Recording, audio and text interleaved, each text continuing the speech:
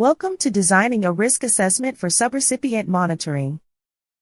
In this video, we'll talk about how to design the federally mandated risk assessments that pass-through entities use to select which subrecipients will be monitored.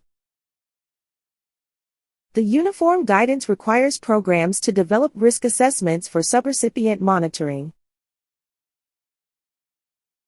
Specifically, the pass-through entity responsible for the program must evaluate each subrecipient's risk of noncompliance with federal statutes, regulations, and the terms and conditions of the subaward for purposes of determining the appropriate subrecipient monitoring.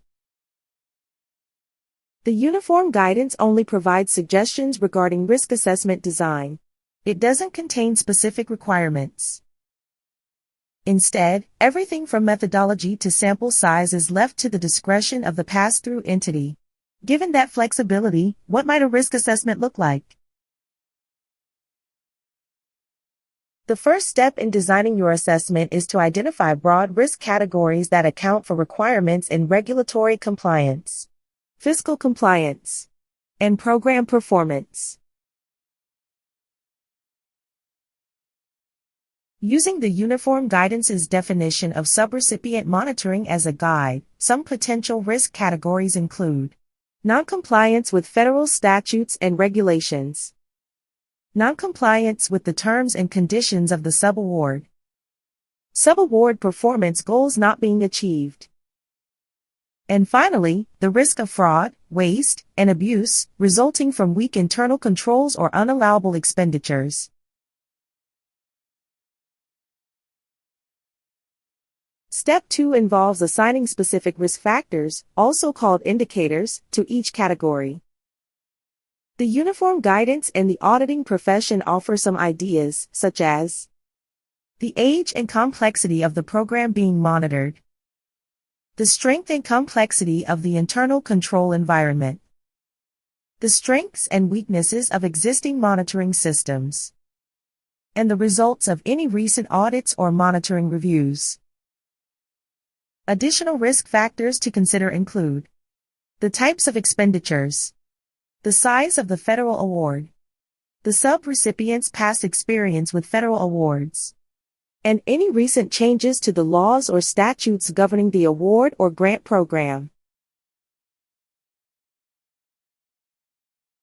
As an example, let's look at factors that could affect whether the goals of an educational grant program are being achieved.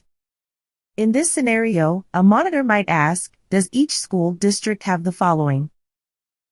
An embedded internal audit unit, an inspector general's office, a functional audit committee, an experienced, sufficiently sized financial team, a centralized financial system used by all schools, and any single audits with findings of material weakness. On the programmatic side, risk factors to consider, some of which speak to management effectiveness, include principal turnover, teacher attendance and retention, student attendance and truancy rates, student achievement scores, graduation rates, and family involvement.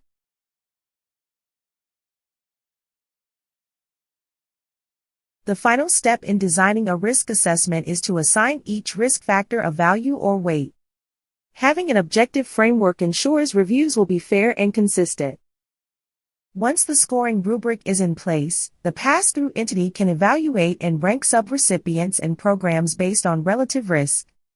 This allows monitors to weigh the amount of work that needs to be done against available resources, select appropriate monitoring activities and tools, and schedule monitoring reviews in order of priority. If you're feeling overwhelmed, don't worry. We're here to help. As grants monitoring and compliance experts, we're prepared to help make your monitoring program efficient, effective, and easy.